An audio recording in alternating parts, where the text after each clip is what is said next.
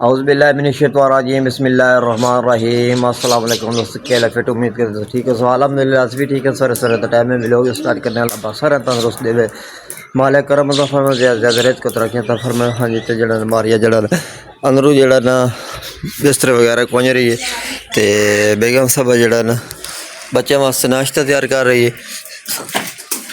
बच्चों के फिर जाना होंदा स्कूल तो बच्चों वास्ते नाश्ता तैयार कर रही है। हाँ जी, आप जान तो सोए तो छोटी जन तो रहमत वास्ते सारे वास्ते फिर ताज़ा ताज़ा जन बनाना दा चाह बनाने लगी थोड़ी जी ते बाकी जन परोंठे बना के ते फिर नाश्ता करते स्कूल जावन के मारे ते जान।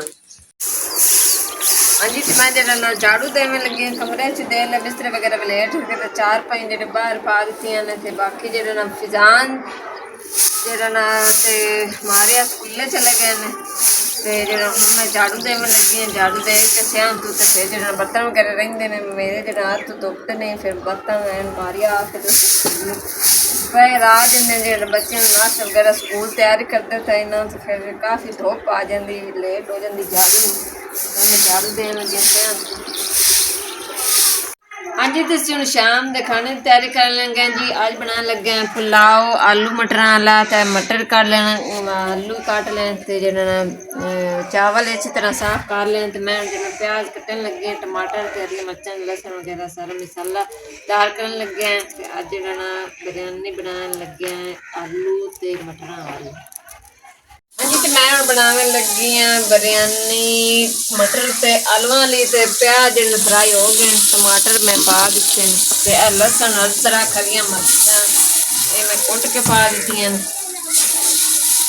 ते बाकी चावल भी अच्छी तरह धो ते मारे पानी से जरा मटर धो दिते हैं। तो आ जरा बिरयानी वाला जरा मसाला पाने लगे।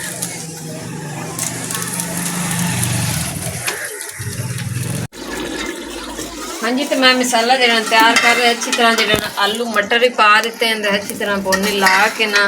ते हुण जरा ना मैं पान लगी हाँ पानी।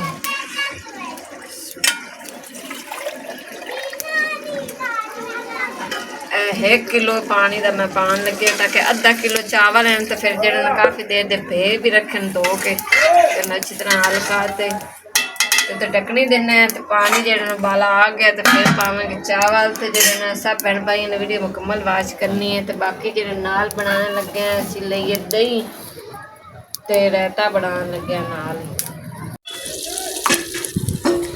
हाँ जी, तो पानी जरा ना सारा चावलों ने छेक लिया। तो जना हम चावल इको जी करते हूँ मैं थोड़ा जहा गिला पौना करते ना तो दम लान लगी हाँ। दम ला के जरा 10 मिनट जरा दम आ जाता तो फिर वेखांगे जरा अज मेरे पुलाव बहुत अच्छा बनया कि नहीं। तो आग जरा मैं थले छिकन लगी हाँ, आग जरा मट्ठी कर दी एक मरद सभा जरा कुटन लगी हाँ। कुट के तो फिर जरा नाल बनावे रहता।